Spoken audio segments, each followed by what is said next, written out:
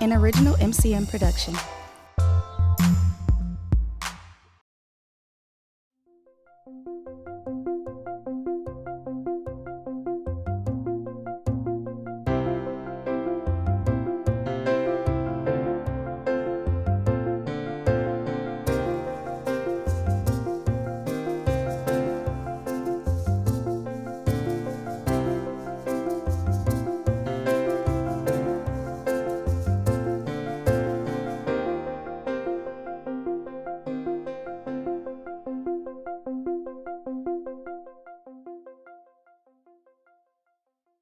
We're going to have an international trade discussion moderated by Steve Walters. Steve has been the senior producer for WisconsinEye since 2009. Before that, he was the Madison bureau chief for the Milwaukee Journal-Sentinel and the Milwaukee Sentinel.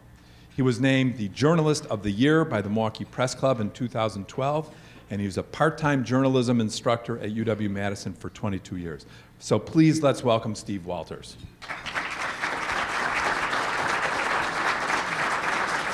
There you go, Steve. Before I introduce our panelists, I have an audience participation questions. So it started out a little differently. While I'm introducing the panelists, I have 3 questions for you. The last year for which we have exports from Wisconsin is 2014. How many billions of products, commodities, did Wisconsin export in 2014? Question number 1. Question number 2. How many Wisconsin jobs relied on Wisconsin exports in 2014? Question number 3. You're pondering these, correct? What was the number 1 country that Wisconsin exported to in 2014? So, be thinking about that while I introduce our panelists. Want those questions again? 2014 billions exported from Wisconsin. How many Wisconsin jobs relied on exports? Number 1 export partner, the country that Wisconsin exported the most goods to in 2014. Y'all bright people, I see all the answers, so it'll be a slam dunk. Now, thank you for a chance to moderate again. Let me introduce our panelists. To my immediate right is Jim Hunter, who's no stranger to you because he's been a member of the Rotary Club of Milwaukee for 25 years. He's president of Dynamic Solutions. He's also an adjunct professor in the Lubar School of Business at the University of Wisconsin-Milwaukee. And there he is a Bostrom entrepreneur in resident.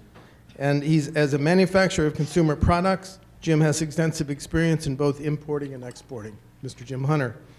Roxanne Baumann describes herself as a lifelong exporter.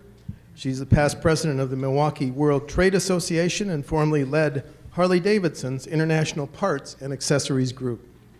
She now champions manufacturing exports in Wisconsin as Director of Global Engagement for the Wisconsin Manufacturers Extension Partnership. Thank you, Roxanne. And Damian Felton is a director for the U.S. Department of Commerce Commercial Service Office in Milwaukee, where he assists Wisconsin businesses with expanding their export capabilities. He comes to Milwaukee by way of the U.S. Embassy in Beijing, China, where he worked on market access issues for U.S. exporters impacted by Chinese trade remedy proceedings. Before Beijing, Damian worked for the U.S. Department of Commerce in D.C., where he focused on investigations of subsidized imports from China. Okay, now the answers.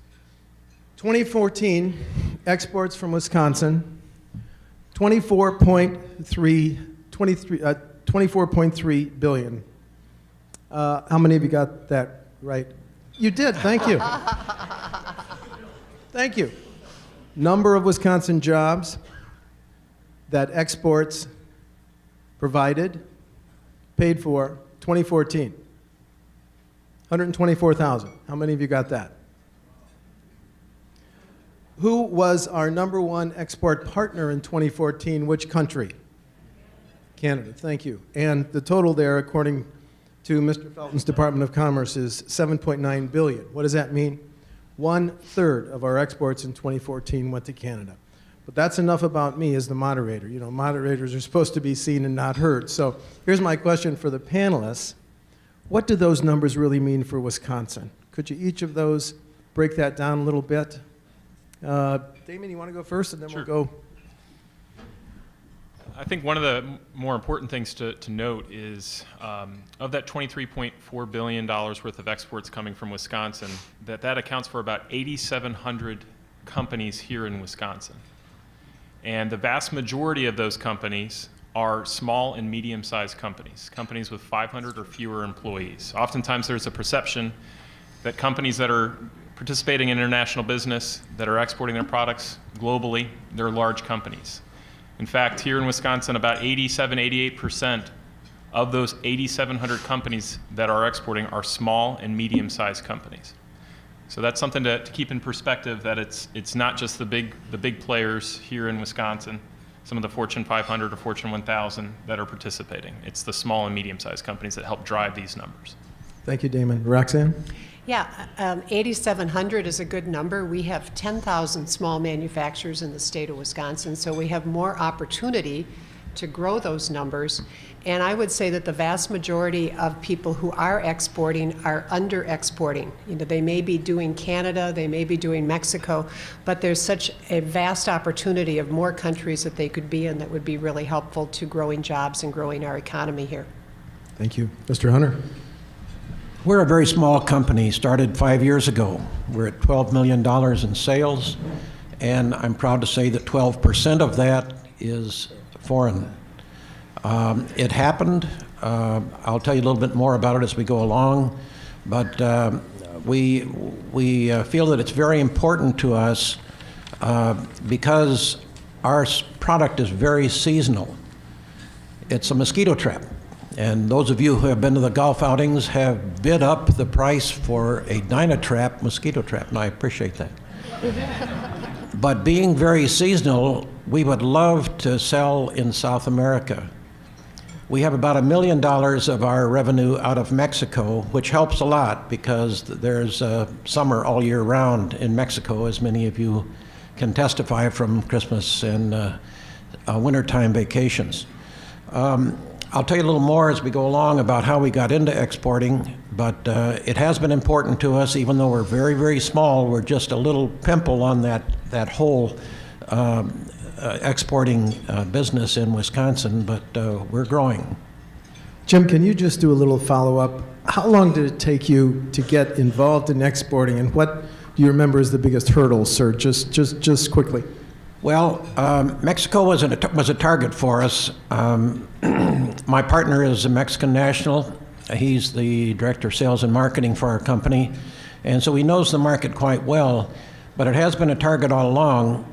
I think it's been probably 2 years when we first started, and we were able to move into Mexico because of a company that we sold to here in the U.S., and that helped us. Now we're selling to several, and we are forming a Mexico subsidiary, and we also are establishing an office. That's in the process. We don't have it yet, but we feel that we need to be able to service our product in Mexico, so we're going to have a very small office in Mexico. So it's been 2 years, basically, when we started. Thank you. Then Roxanne and Damian, let's expand on that. What does Wisconsin export? What are some of our largest exports? Do you want to start? Sure. Chemicals, transportation equipment, processed foods, computer and electronic components, and a lot of machinery. That's some of the larger kind of categories of products that are exported from Wisconsin. And do we do that because I think we're number 2 in manufacturing after the state of Indiana, Damian? Yes. Okay, Yes. thank you. Roxanne? I could add a few more to the list. We lead the nation in the export of paper, not surprising, outboard engines, think Mercury Marine, firefighting vehicles, cranberries, MRI machines, that we all use now that we're all aging, ginseng from an ag standpoint. We have a lot of agricultural products that we do, and the little-known toilet seats. think you said toilet seats. I said toilet seats, yes, we do. I think Bemis has done a good job up there, yeah. So there's quite a few, but I think the largest percentage is still industrial machinery, when we have a lot of manufacturers that make great products. Well, from having spoken to Roxanne, so I'm going to ask her this question first. Why should every Wisconsin company consider exporting? Roxanne, you go first, please. Okay. Well, Steve had asked me earlier, what would you say to a CEO that says, I'm not exporting? And I looked at Steve and I said, I would just slap him up. Absolutely, because there's so many opportunities out there for companies to get proactive with this. And in my career, which started in the 80s with exporting, we did the learn by doing method. We would go off to a country and we'd see if there was a market there, and we'd spend a lot of budget money, and we'd run around for, 10 days or something and come back. And sometimes, we had orders and sometimes we didn't, and we just were kind of learning. And what's different today is there's so much out there, a process. There's information, there's great people in the state of Wisconsin. There's Damian's office that can provide support with market research. We can really figure out what are your best opportunities with the least risk, greatest opportunity, greatest ROI, and then figure out how fast we can pull it to the bottom line and go beyond break even and try to get a company to about $150,000 sustainable business so they can pour that back into a head count to drive it, and then build jobs and fill up capacity in these manufacturing firms. Jim, before I get to Damian, my question is this. You must get asked, as your company's been exporting for 5 years, sir? Not quite. It's Okay. more 2.5. You must get asked by your fellow CEOs, why should I consider exporting when you have all these wild card cultural factors? How do you answer, Jim? It's not as hard as it looks. You may have difficulty with the first export, and I can give you an example. We got an inquiry from Zambia, and it was a nice inquiry. As small as we are, it was a $60,000 container load. And we got the inquiry in June of last year, and we shipped the product, the container, in September. And there was a steady stream of emails and arrangements being made. But it wasn't as difficult as you might imagine. First time, obviously, selling to Zambia, and it went okay. We learned a lot. Our logistics firm helped us a lot, where we arranged for the container and got it through customs and all of the procedures. But it wasn't as hard as you might imagine. What do you dream about in terms of your next countries to export in? And I'm struck by the recent news of this problem with the mosquito disease in South America. Do you see an opening there? Absolutely. Probably Colombia will be next. We visited Colombia twice. They're very interested, and it certainly is a fit for their environment. The living organism that has caused more human deaths than any other is the mosquito. And so we have a mission to accomplish here. Very important. You mentioned Colombia. On the Department of Commerce scoreboard, Colombia was number 24. We exported in the rankings of where Wisconsin exported. Colombia was number 4, and I'm just so intrigued, and number 25 is Russia. Damian, thanks for your patience. How do you meet with CEOs or companies and just ask them to join what Roxanne calls the circle of CEOs with vision to export, and outside the circle are CEOs who don't yet have that vision? Sure. Sir. Maybe I'll answer the question first with a statistic. I said that 87% of the Wisconsin companies here that are exporting, that 87% only accounts for about 30% of export value. So you have 13%, which are large companies, that are driving about 70% of the export value. So how do I come across companies that come to my office? They're typically that 87% that are selling into 1 or 2 markets. And they're looking to get and diversify into other markets and find other channels to sell within. A lot of times it's through trusted service advisors, and point of fact, a lot of times it's that C-level connection where somebody's worked with us and used us before to help them sell into a market. We get a referral. They've met at a independent business association. They've had some success with us. They'll recommend to their friend, their colleague, their associate to give us a try and to try to get into that second or third market country overseas. Talk to me about the matchmaking. My company makes XYZ. How can I do the research? Which country might be interested in my product? Matchmaking is my term. It's obviously not a scientific term, but the matchmaking part. That's a good term. I think it all starts with having a little bit of a plan, a rhyme or reason for market selection, and testing market viability. You can build a business case that says my widget should be sold in these 3 top markets based on a lot of macroeconomic factors and predictive indicators. And you got to go there in country and you've got to meet with folks. And that's that matchmaking side of it. Meet those channel partners that you would typically sell to and get feedback on your product. Will it work? Won't it work? What are some of the cultural issues that you might need to overcome? What are some of the standards issues and regulatory regimes that you might need to overcome? And that's something that I would highly encourage companies is to have that plan. And that's actually something that Roxanne works a lot with companies on, is having that rhyme or reason and having a strategy for entering markets and the support behind it. So this is something, please, Roxanne. If I can just add to that, when we work with a company, so many people are accidental or reactive, or they're learning by doing. And when we sit down and we try to figure out, using Damian's help from the U.S. Commercial Service, what are the top 10 countries where your product has the greatest need, where your products are really needed? So if you went, you scorecarded your countries and said, okay, these are my top 10.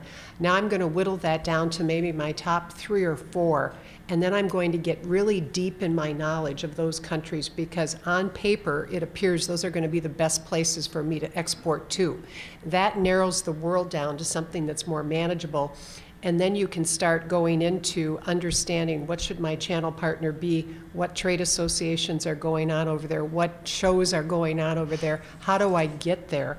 Who should maybe help me? And who's not at the table here is WEDC in Wisconsin, has incredible resources for international trade, for trade ventures and taking people by the hand. Damian's group has got all the data in the world to demystify this. And what we find today is that manufacturers like to make stuff. They don't like to do market research. And it's true. I mean, you like to make stuff. And I think if we can get people to tap into the resources that can help them figure out, where should I go?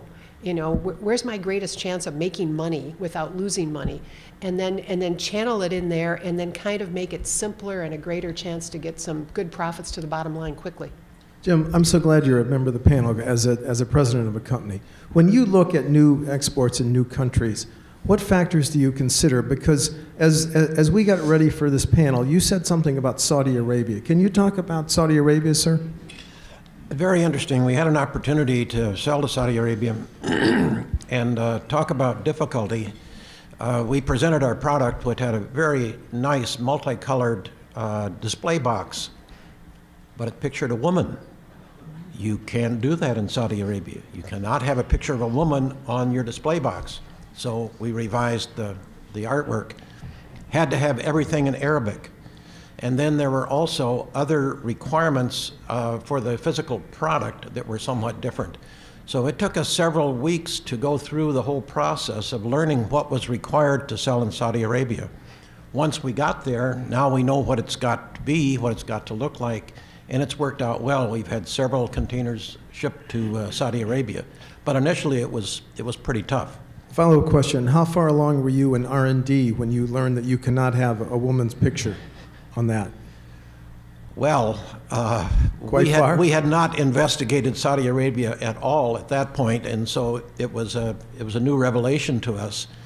We had the product all developed. We had the box that worked fine in the U.S. and Canada and Mexico, but it didn't work in Saudi Arabia.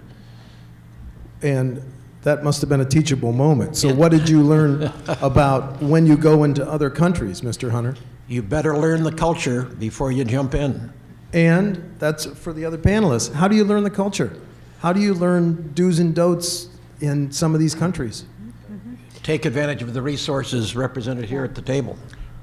Damian's group at the U.S. Commercial Service has an incredible resource called the Country Commercial Guides that are available, and you can go in and just say, I want a country commercial guide for Saudi Arabia.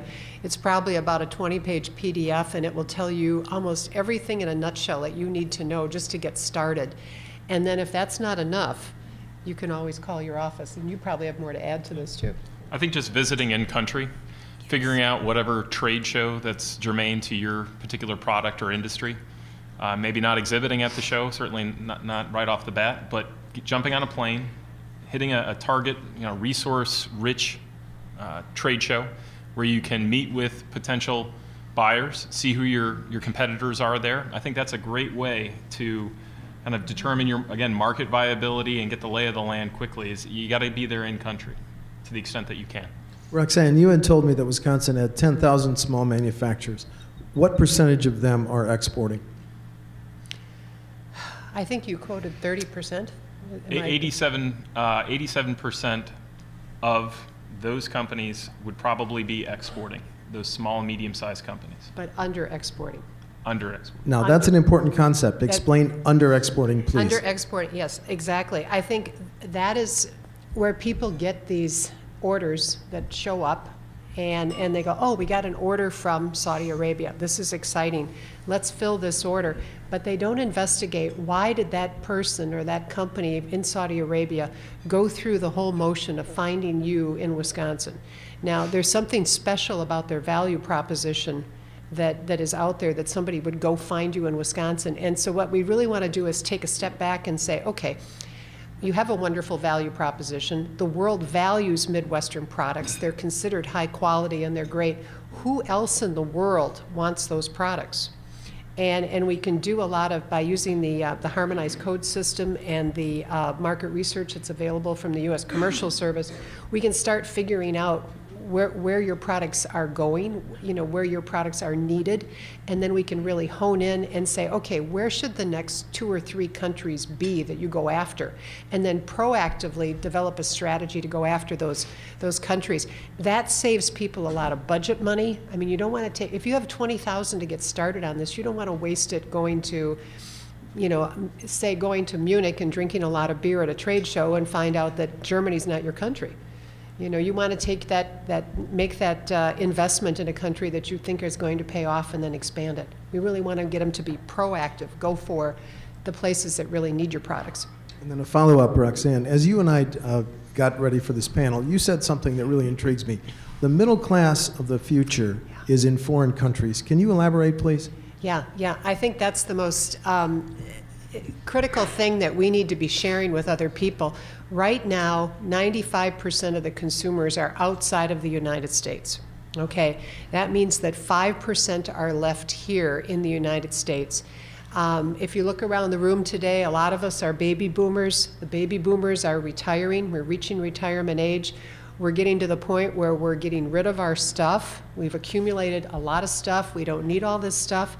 In the world, the up-and-coming middle class and baby boomer generation is over in Southeast Asia and in other parts of the world. So when I talk to a CEO and they say, I'm not going to export, I kind of look at that person and say, okay, 5 out of 100 customers are here in the United States. 5 out of 100. 95 out of 100 are overseas. Are you really going to bet your business on the 5% for the next 10 years?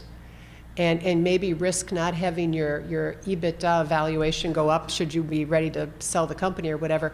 Or are you actually going to proactively and very carefully and strategically figure out what countries you should go to so we can build that up to a stronger number? And Jim, without giving any trade secrets, what your projections for your country, domestic sales versus foreign, do you see much greater growth potential in foreign exports, sir?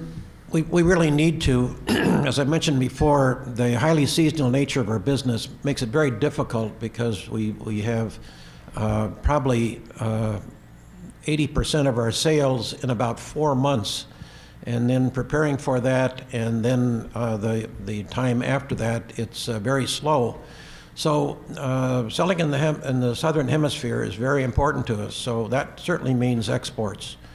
And so we need to target more the South American and Africa areas, and we're working on that. We're very small. We have very little planning time, but we can make use of the resources represented here to help guide us.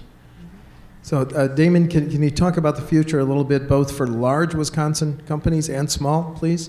Yeah, Roxanne mentioned Strategies? Yeah, Roxanne mentioned the amount of consumers that are outside of the United States. Forecasted over the next 5 years, depending on what you read and who says what, about 80 to 85% of the world's growth is going to be outside of our markets. And I have the luxury of kind of working with a lot of different companies in Wisconsin and learning a lot from them. And I can tell you that a lot of them touch on what Jim is talking about, is the seasonal nature and looking south to a lot of the countries within our trading bloc where we have free trade agreements in South and Central America. And that's something as a little bit of a trend that I see a lot of companies taking advantage of from here in Wisconsin. Can I add a point to that? Please, Roxanne. Yeah, we were talking about the demographic shift. M7, and Bill Burnett is here from M7, and Brookings Institute just did the Brookings Global Cities Initiative study, and we've been working on that. We took a look at the last decade of business in southeast Wisconsin, and this will just show you that this demographic shift is happening right here in our backyard. Domestic sales has declined 6% in the region over the last 10 years, but we really didn't notice it because exports have been the only growth that's been coming out of southeast Wisconsin in the last 10 years. And that's out of Brookings Export Nation. So these demographic shifts that are on paper are actually playing out in our backyard very quietly right now, but we need to react to it, because if you go 10 years down the road or 20 years down the road, we're going to have companies in trouble, 10,000 manufacturers in trouble, and jobs at stake. So I think that shows me, it was astounding when I saw that data. It was astounding because it's happening here. We've got to do something about it now. Any general advice for someone wondering these questions? Should I invest in Wisconsin companies that export? Should I ask my commercial clients whether they should be considering exporting or exporting more? Any general advice? I know you're not financial planners or experts, but just general advice? I mean, Roxanne touched on it. Valuations of companies are often tied to companies that have diversified revenue streams. Exporting provides that. I think just as you're interacting with companies, kind of asking them, challenging them politely the question, why not? There are a lot of reasons why not, and oftentimes people get fixated on kind of the fear factor of, I might not get paid. And I think that's an understandable concern that a lot of small businesses deal with. But there are a lot of methods to mitigate that risk of getting paid. And frankly, you can risk not getting paid here by selling here in the United States. Above and beyond, there are too many scams out there. I might not get paid. To Roxanne's point, the longevity of your company depends on getting over that fear factor of that simple point. And there are a lot of tools to get paid, to ensure that you get paid. I can talk to that. We sold to Nassar in the Maldives. I don't know how many have been to the Maldives. It's one of the best scuba diving places in the world. It's in the middle of the Indian Ocean. And Nassar bought some products from us and used his American Express card, and everything went just fine. It cleared, we shipped the product, it was fine. Then he ordered again, and we had a mix-up in our office, and we didn't get an advance payment. So Nassar became my new best friend because I called him weekly until finally he said, I really want to buy products from you and I'm good for it. But it took me 6 months to get it. We learned that when we get an order from Nassar, we get the money in advance. And he's continued to order. One of the the Zambian order that we got, we asked for 50% with the order, and then 50% payment when it was ready to ship. Not when it was on the ship, but when it was ready to ship. So we had our entire amount of money before anything shipped. And I think there are plenty of ways to protect yourself from potential losses as long as you follow your rules. This is a question driven by current events. China was our third largest export partner in 2014. But as you all know, China has recently devalued its currency. Oil that traded at $65 per barrel last May traded at $28 per barrel yesterday. The Dow Jones Index that hit 18,300 in March opened at 15,900 this morning. Are these trends, these ups and downs, bad or good, opportunities or potential disasters for Wisconsin exporters? I'll start. I think it's a little bit of both. We have a lot of machinery equipment manufacturers here. If you think about the cost of their production, they're relying on, to some degree, commodities and raw materials. When those materials are cheaper, their cost of production is lower, and that helps them kind of hedge against a strong dollar. Now, it's taken some time. I know some companies I've been working with that have been selling, big pieces of capital equipment. That strong dollar over the last 1 or 2 years has been tough for them.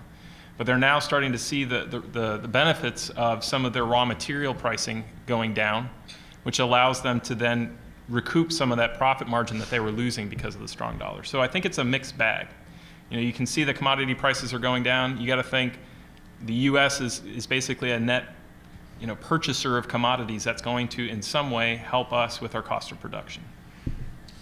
Jim, you've got some real skin in that game. Absolutely. Our sales in Canada have gone down this year a little bit. The Canadian dollar and U.S. dollar relationship has changed over the past 10 years, and it's not as favorable for us exporting into Canada. But we think we can buck this trend because we've got a good product, and we did hire a rep working with us in Canada. And even though the cost to the Canadians seems higher than it was, we believe that we'll be able to stem the tide. I've got 2 more questions before we go to your questions. Here's one.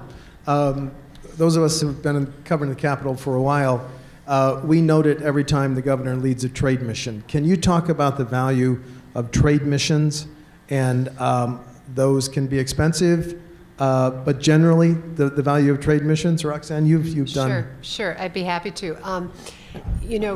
I think trade missions, the state of Wisconsin does a fabulous job now of leading, they call them trade ventures without the governor and trade missions with the governor. They can go both ways. With the governor, it can definitely open up a lot of new doors and high levels that can be very helpful to companies, introductions that they normally would not get. On a regular trade venture level, they really focus in on the commercial aspects of getting the company out to the market, showing them around. And the folks that are working in the International Department of WEDC have really strong backgrounds in manufacturing and business. I mean, gone are the days of the, quote, government bureaucrats, that just talked about it, that didn't know about it. I mean, Damian's been out in the field. WDC folks are out in the field. They know how to take people to market. And right now we have an Export Tech China group, companies they have Wisconsin products that are needed in China. We started putting their strategy together, and they are out in China right now, been taken by the hand by the state of Wisconsin into the second-tier cities in China to actually find customers, find people on the street, and then they're going to come back and finalize their plan. So it's exciting. They're doing a great job with it. It's a great opportunity, and the resource is fabulous. Jim, have you ever been on a trade venture or mission, sir?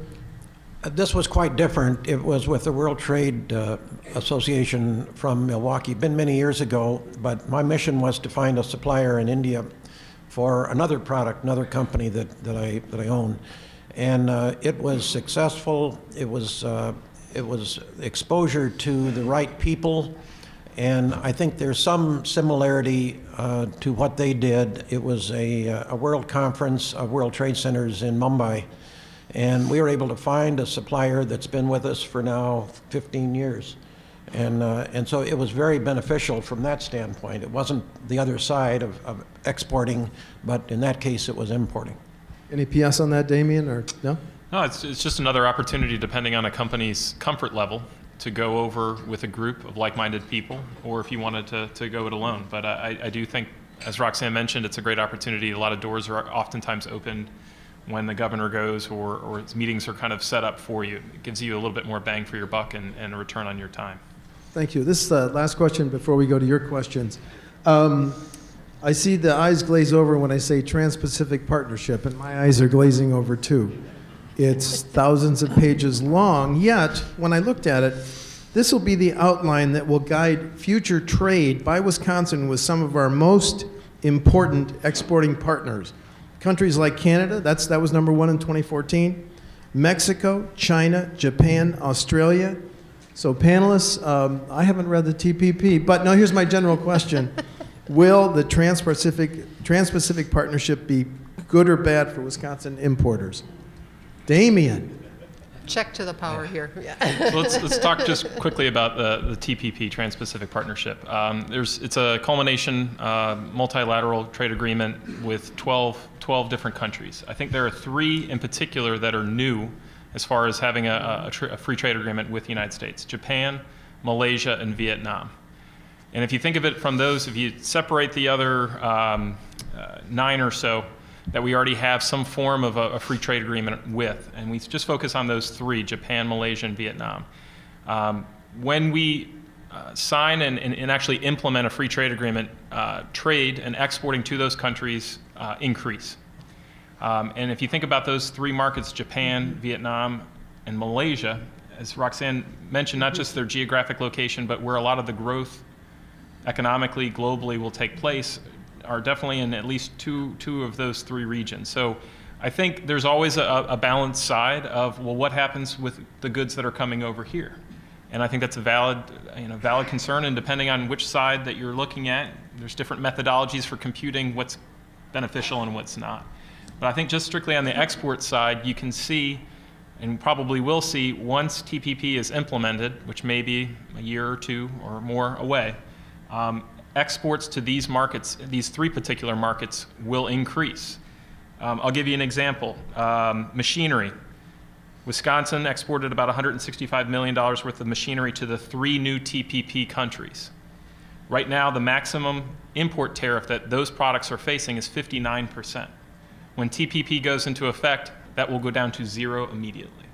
So it will allow these companies, these machinery manufacturers here in Wisconsin that are selling to Malaysia, Vietnam, and Japan, to price much more competitively, because they won't be facing that upwards of 59% on top of their price. Jim or Roxanne, is the TPP a factor in your future planning at all? Well, I can tell you that I've been into all 3 of those countries, and they do have mosquitoes. and especially those in the southern hemisphere, they're very attractive. And I believe if we can eliminate the trade barriers, that it's a real plus for us. Yeah, I think it's definitely a complex trade agreement, and it's been under wraps for quite a while that they've been negotiating it, so we're learning more about it. But I think if you look at the demographics, when you've got 2/3 of the world's population over in that area, opening up trade in some form and making it easier will only help existing exporters, make it easier for new exporters to get in. And probably the wild card is, does it create a competitive disadvantage here in the United States for products that are coming here that will have less tariffs? That we don't know. So I guess if I were looking at it, I'd be looking to see, has anybody done an analysis on the job front on what it might take? But regardless, we have to work closer with that whole region, because that's where the population is. That's where the customers are. Just a footnote. Damian said that the TPP opens us to 3 new countries. One of them, Japan, was our 4th largest export partner in 2014, and Vietnam was our 37th. We have about 10 minutes left for your questions, please. Oh boy. Sir. Are there any services that export well? Yes, and why I'm pausing is I spend a lot of time working with companies that bend metal, make a widget, they make a product, a finished good. On the service side, it's definitely on the technology side, and my colleague Corrine, who handles kind of the Madison, Dane County area, would know more than I would on that. But there are service opportunities, and in fact, a lot of the figures coming out of Brookings or whatever think tank that you want to look, that's really our competitive advantage oftentimes in the global marketplace is on the service side. As Roxanne mentioned, that with this heavy legacy of manufacturing, that's what I work on primarily. Did you have a question? Yes, the Import-Export Bank became a political issue. The Export-Import Bank, as you're well aware, was a subject of a major impasse in Congress. It's going to stay around. But had that gone away, impact on Wisconsin exports? I would say yes, because most of the people that were served by that, I mean, despite what the media says, were really the small to medium-sized manufacturers. And we pulled some data in Waukesha County and listed out all the companies, small export tech companies that have gone through and got that protection that they couldn't have gotten from a local bank without making it very costly. So I think it's a very good starter place for a lot of small manufacturers, and a good thing that we have it. It's more of an economic development organization than a bank. But I think it's good that we have that in our back pocket. Damian, maybe you've got comments on that too. Yeah, just what Roxanne was saying, the vast majority of the users of XM Bank's products are small and medium-sized companies. They're going to XM Bank primarily to ensure that account receivable, to ensure that they get paid. Yeah. And that allows them to be more competitive in the global marketplace. Instead of saying cash in advance, 100%, they can put a term on or an account receivable on some of that, which allows them to be more competitive with their foreign competition, the Germans, the South Koreans, the Japanese. And they're also relying on XM Bank for buyer financing, and that's usually where the press comes in, that the big companies are using that to finance their buyers. But you can't forget about the vast majority of users are the small companies that are relying on that to mitigate their risk of non-payment. Jim, as a small yeah. company, did... We're not using it now, but I suspect we will as long as it's still available. Good question. Good question. Sir? What's been the impact of the internet and related developments like social media? Sir Richard Branson has an island. It used to be called Mosquito Island. It's now called Nectar Island because they have Dynatraps all over that island.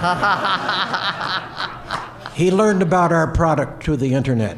There you go. What a wonderful example. Yeah, But, there you go. Yeah. Thank you, Jim, for that example. I think it's made the world a smaller place, makes it easier for people to find us here in Wisconsin. What we need to do is make sure we've got our value proposition out there clearly, so when people find us, they know exactly what we bring to the party and the benefits. And then if we know what our top 3 or 4 countries are, let's translate that website into those languages so that those people can understand us. Yes, sir. It's tricky, and you mentioned Byron Franz, who's the special agent, FBI agent here in Milwaukee.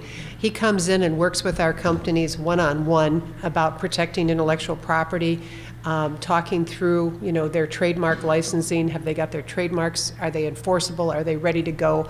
Are they legally ready to defend their trademarks if they've got them registered in other countries?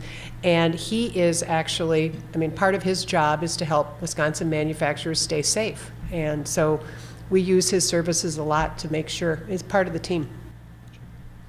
I'm convinced that no matter what you do, you can't be 100% protected.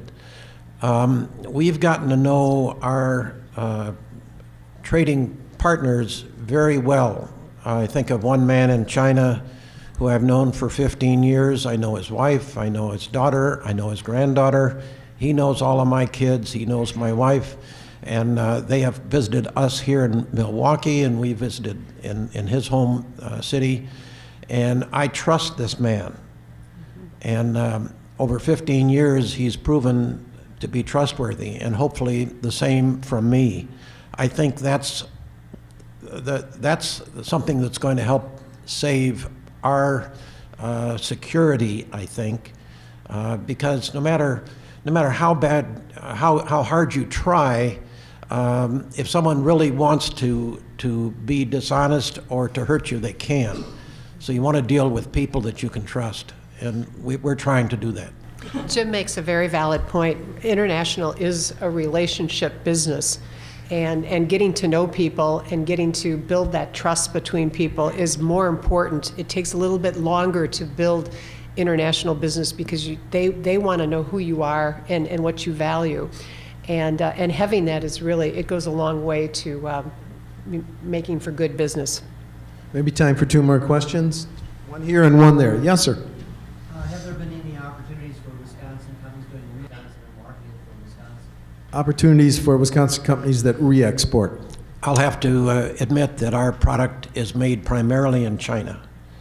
And I wish we could make it here, but if you go to the housewares department of any retailer and you turn the box over and look at the bottom, it says made in China for a very high percentage of the cases. Until we can be as competitive in cost as they are in China, we're going to have to continue to buy our product in China. And then we do redistribute throughout the world, primarily in the U.S., but throughout the world. Yes, sir. Jim, you mentioned that other countries have different customs, business customs, and one of the Bribes and kickbacks to do business and to export. All I can say is that my experience has been that I've not been backed into a corner and required to give a bribe to get business.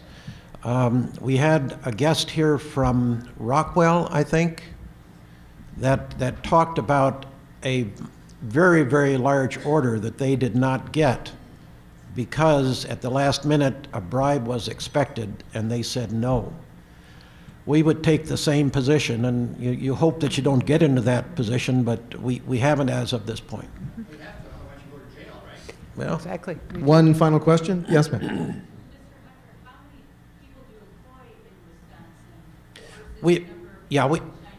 we have 25, and we also deal with a third-party logistics company in Milwaukee, and they probably dedicate maybe 5 people, so maybe 30 people for a $12 million business.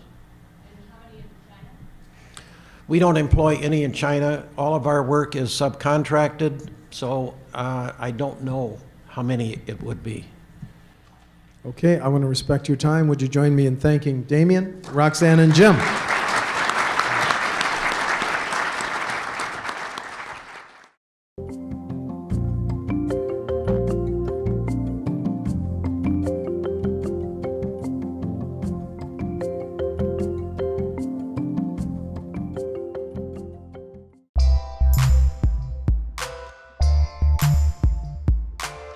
An MCM production.